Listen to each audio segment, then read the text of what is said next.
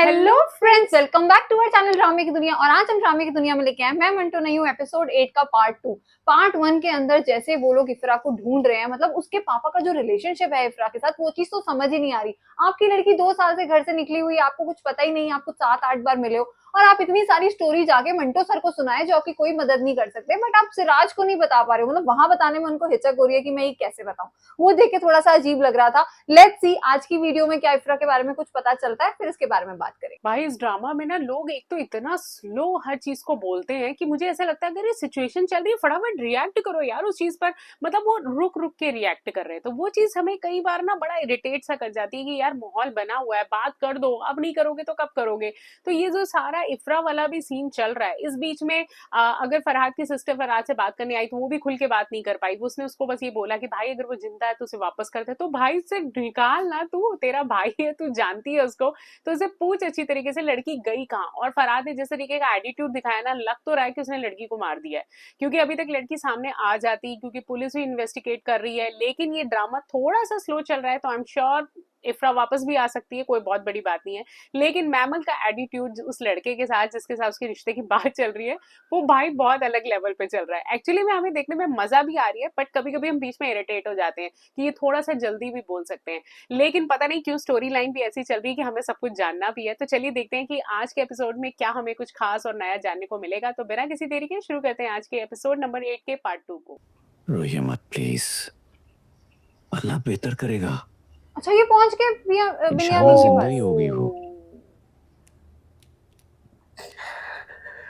SP साहब please इन्हें समझाइए, इनके रोने से मेरा कलेजा फट रहा है। इनका कलेजा फटता है। तुम्हारे लड़के ने गायब सही करी बात है है। आ उनकी गया लड़की। मेरा बेटा। मारो उसको एक थप्पड़। फरहाद नाम है इसका। एसपी साहब लीजिए इसका बयान, और बात बस बयान तक रहे, बाहर ना निकले वरना मुझे गुस्सा आ जाएगा। हाय रब्बा। आप रोइएगा नहीं प्लीज। इस उस जिंदा हुई तो मिल जाएगी आपको, माय प्रॉमिस। चलो आप बैठो कल से। किसी बाप को ऐसे बोल रहे चलो हैं कि जिंदा हुई तुम्हारी लड़की तो मिल जाएगी तुम्हें।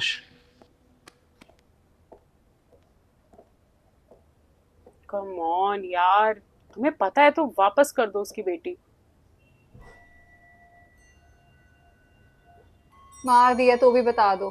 कोई बहुत बड़ी बात नहीं है, बता भी देगा कि मार दिया। जी कैसे?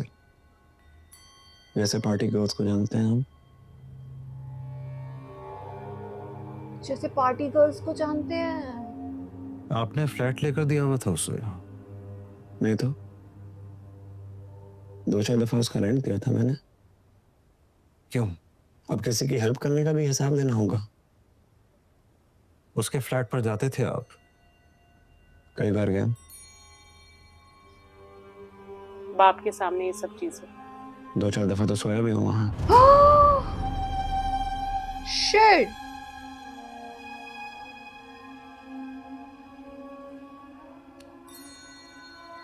क्या है कि डर था बहुत, डर गया था कि घर जाऊंगा तो अब्बा से पिटूंगा।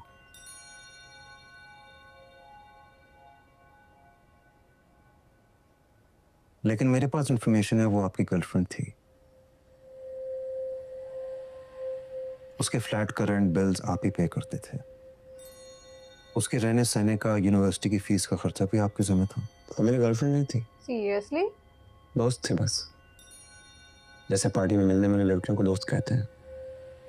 और ये जो खर्च वर्च वाली बात है इसके बारे में पता कीजिए, कोई और देता होगा। हम दोस्ती में कोई एक दोस्त तो नहीं होता ना।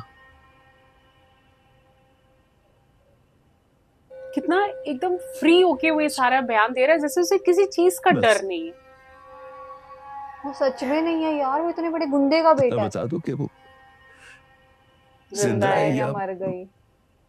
मर गई। ये तो मैं भी पूछ सकता हूँ। आप बताइए, जिंदा है कि मर गई? मर गई है ना, वैसे लग तो यही रहा है। माफ अरे कीजिएगा, आप उसके फादर हैं और आपको देखकर तरस आ रहा है मुझे, लेकिन सच तो यह है कि आपकी बेटी का कैरेक्टर अच्छा नहीं था।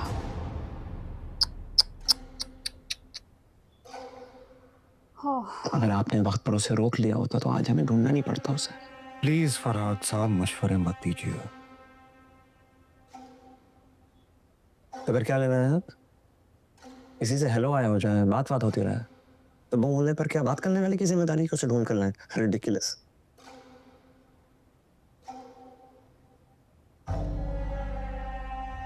चले, मतलब अहमद साहब बयान हो गया।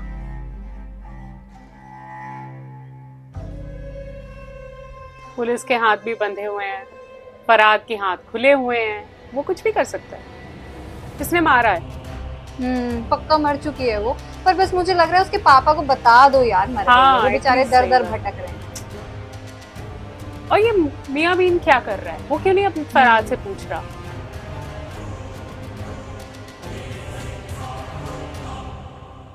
कल वो अंगूठी पहनाएंगे, हथेली पर 5-10 लाख रखेंगे और तस्वीरें खींच कर बोलेंगे 5-10 लाख।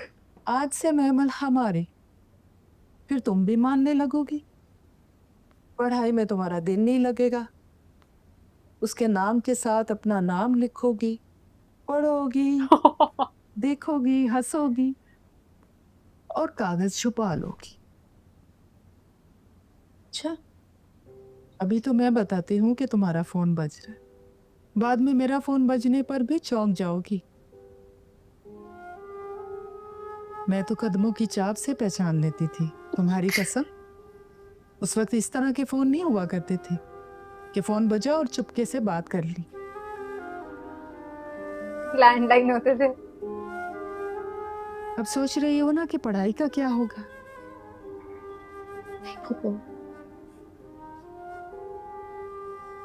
मैं सोच रही हूँ मजाक में होने वाली बात सच क्यों हो रही है? ये मजाक नहीं है मेमन।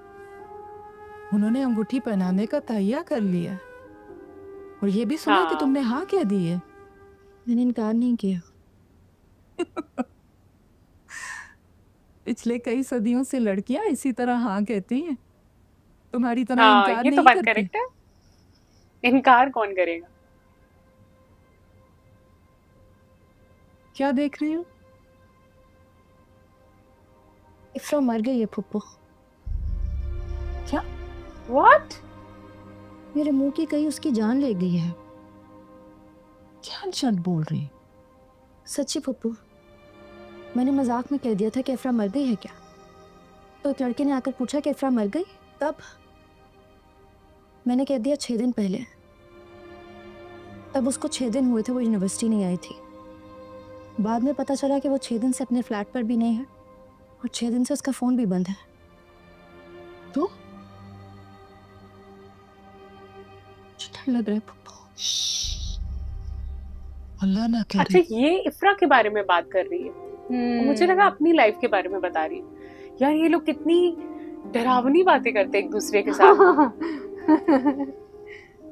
ये नॉर्मल वे में भी तो कह सकती थी ये बात। कि मैंने, हाँ सही बात है, स्टार्टिंग में बता अच्छा। देती। तो शहर का सबसे बड़ा उसके कैरेक्टर की बात कर रहा था। ये किससे बात कर रही है? आई थिंक इफ्रा के देखते फादर हैं। से। तुम फोन रखो। नहीं नहीं नहीं, फिर वो लड़का आया है। अरे ये बेचारा उसका ये मम्मी की अटेंशन तो चाहता है और वीडियो ये इस तरह उसे देखते हैं अटेंशन क्या? नहीं दे रही। आई एम सॉरी, मैं इस वक्त मुस्कुरा नहीं सकती। कोई प्रॉब्लम ओह, वो है ना, है? आप कुछ नहीं हो तो क्या? बताओ इसे। आप समझिए ना।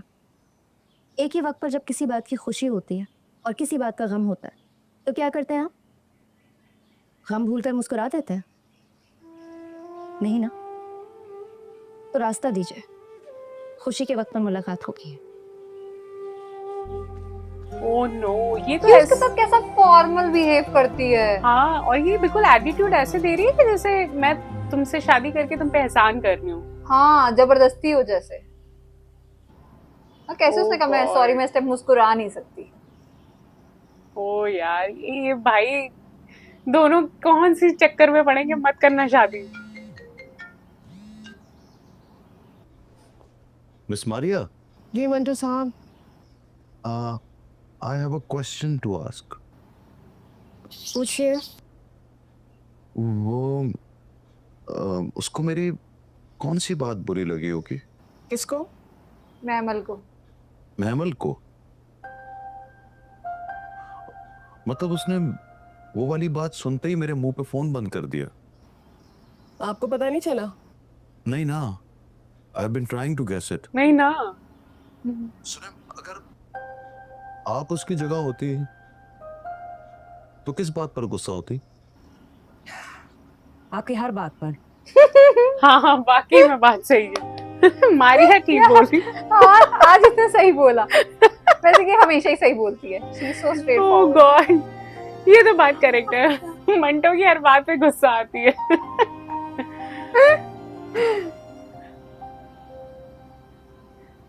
उस बेचारी को परेशान मेडिटेशन कर का दिया सहारा मंटो लेना ने। पड़ रहा है। हाँ, ये बताएगी क्या?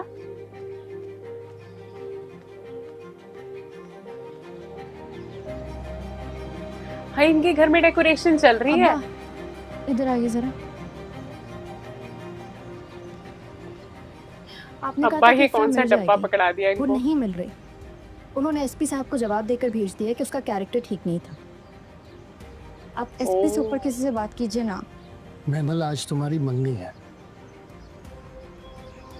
लोग तुम्हें देखकर मुस्कुरा रहे, सुनकर पूछेंगे कि वो तुम्हारे लिए इतनी इम्पोर्टेंट क्यों है। एक ऐसी लड़की जो 2 साल पहले अपना घर छोड़कर आ गई, किसी रिश्ते के बिना किसी के साथ रह रही है, उसके टकोरों पर पल रही है, तो सब पूछेंगे ना कि तुम उसके लिए इतनी परेशान क्यों हो। मेरे पास इसका कोई जवाब नहीं हुआ। और सच पूछो तो तुम्हारे पास भी इसका जवाब नहीं है। जाओ, मंगनी की तैयारी करो।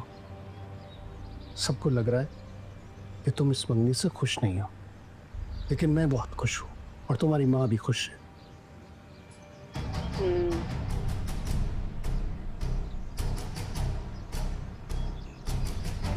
इनडायरेक्टली तो उन्होंने भी कह दिया है कि तुम अब ना नहीं कर सकती। ये खुद जा रही है क्या? नहीं, फिर मिला अब लड़का। मुस्कुराएगी। याद है हवेलियां जब आई थी तो इस तरह भागते हुए टकरा गई थी मुझसे। तकसीर भूल गई थी आपकी। खून निकला तो देखकर बेहोश हो गई। जानते हैं उसके बाद क्या हुआ था? क्या हुआ था? मैं अपनी बाहों में उठा के डॉक्टर के पास ले गया था आपको। होश में आके आपने पूछा भी था, मैं बेहोश हो गई थी ना, तो मुझे उठाकर कौन लाया? फिर? किसी ने जवाब नहीं दिया। आपकी अम्मी साहबा सुनती थी और हंस देती थी,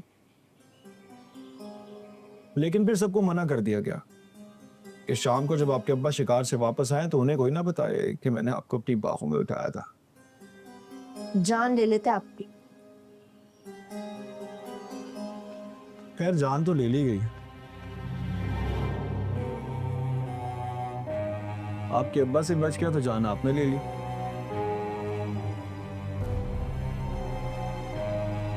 यार इस लड़के को समझ नहीं आ रही कि वो बिल्कुल इसे भाव नहीं देती। हाँ, भाई तू क्यों करना चाहता है इससे शादी? वो ज्यादा ही प्यार दिखा रहा है। ये बिल्कुल भी नहीं उसकी तरफ अट्रैक्ट हो रही। पुलिस वाला समझ गया है कि फरहाद ने इफ्रा के साथ कुछ किया बैठे है। रहिए।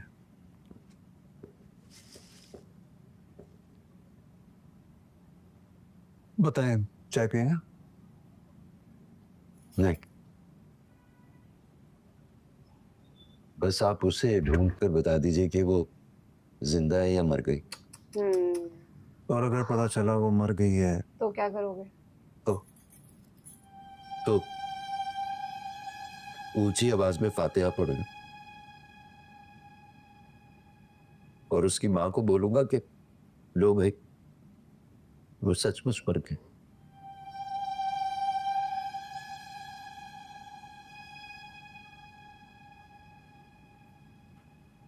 हेलो रुखसा, जी सर, अभी वापस आया हूं। सर वो पूरी तरह से इन्वॉल्व है। लड़की उसके पास है, उसने मार डाली है। मार डाल दबाव डालने पर मिल गई तो मिल गई, वरना समझिए मर चुकी है सर। नहीं सर, जवाब तो दे रहा था लेकिन मजाक उड़ा रहा था मेरा, उसके बाप का और शायद पूरे डिपार्टमेंट का। Right sir, right. कितनी नॉर्मल वे में किसी का बच्चा उन्होंने खत्म कर दिया और वो कितनी आराम से बात बता रहा है। एक बात कहूं आपसे जी। वो ताकतवर लोग हैं बहुत, कानून से बचने के लिए घटिया हथकंडे इस्तेमाल करेंगे, बर्दाश्त कर लेंगे आप। और क्या बर्दाश्त करना पड़े तो? वो आपकी इज्जत आबरू का तमाशा खड़ा करेगा, आपकी बेटी के कैरेक्टर पर कीचड़ उछालेगा। वो जो कुछ आपके सामने बोल रहा था सिर्फ एक ट्रेलर था, वार्निंग थी मकतूब अहमद साहब के इससे आगे जाओगे तो वो किसी भी हद तक चला जाएगा। गुंडों का कोई दीन धर्म नहीं होता। आपके घर का एड्रेस भी होगा उसके पास। कितने और बच्चे हैं आपके? 3 और, एक बेटा 2 बेटियां। वो वहां भी पहुंच सकता है, मतलब उसके लोग। वो शहर के बड़े बादशाह लोग हैं मकतूब अहमद साहब, लेकिन अगर आप डट जाए तो पुलिस आपके साथ खड़ी है। ये कह रहे हैं नहीं एक तो सर। गई है, बाकियों को तो बचा लो। पुलिस खड़ी नहीं है, बैठी हुई। याद है आपको? आप तो जाते ही बैठ गए थे, वरना हम जैसे को तो हाँक कर ले जाते हैं आप। न्यूटन का दूसरा लॉ पढ़ो तो सारी बात समझ में आ जाती है। जैसे जहाज में बैठे हुए लोग चलते हुए जहाज की रूह से साकित होते हैं, मगर जहाज मोशन में। ऐसे ही आम आवाम टाइप लोग सिस्टम की रूह से साकित होते हैं। सिस्टम चल रहा होता है और हम देख रहे होते हैं कि चल क्या रहा है। सही कहा उन्होंने। मैं चलूंगा सर। तो फिर पैरवी नहीं करेंगे आप? करूंगा सर, पैरवी क्यों नहीं करूंगा। ऐसी ऐसी दुआएं मांगूंगा और ऐसी ऐसी बद्दुआएं दूंगा सर कि न्यूटन भी हैरान रह जाएगा। ओह,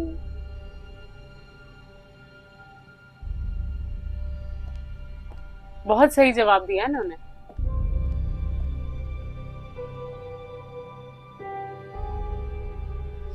एक कर्म आपकी जिंदगी बना सकता है तो एक बद्दुआ बिगाड़ भी सकती है। आज के पार्ट में फरहाद का एटीट्यूड देख के यार इतना गुस्सा आता, सच में ऐसा लग रहा था फरहाद मेरे सामने बैठा हो तो मैं उसको एक थप्पड़ मार दूं।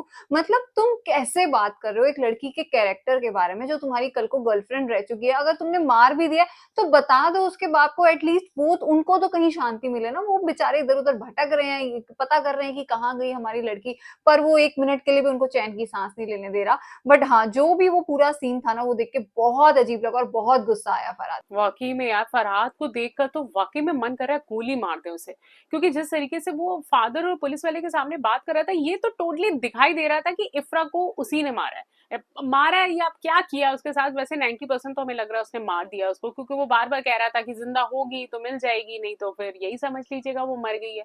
और हर चीज के वो उल्टे जवाब दे रहा था। उसके फादर लास्ट में जिस तरीके से इमोशनल होके पुलिस वाले को ये सब कुछ कह के गए ना कि बहुत सारी दुआएं मांगूंगा और बहुत सारी बददुआएं दूंगा जो न्यूटन के लॉ को भी हिला देगा, तो वो आई थिंक वो तो हमें तो लग गई बात ये। हमें तो ऐसा लगता है कि वाकई में ये सारी चीजें काम करेंगी और फरहाद वाकई में पकड़ा जाएगा, ये फंसेगा ही फंसेगा। तो एक्चुअली में ये पूरा सीन आज का काफी इमोशनल था। हमें तो सीन बहुत पसंद आया। अगर आपको वीडियो अच्छी लगी है तो इस चैनल को सब्सक्राइब करना और वीडियो को लाइक और शेयर करना मत भूलिएगा। और हम मिलेंगे एक नई वीडियो में, तब तक के लिए ओके बाय।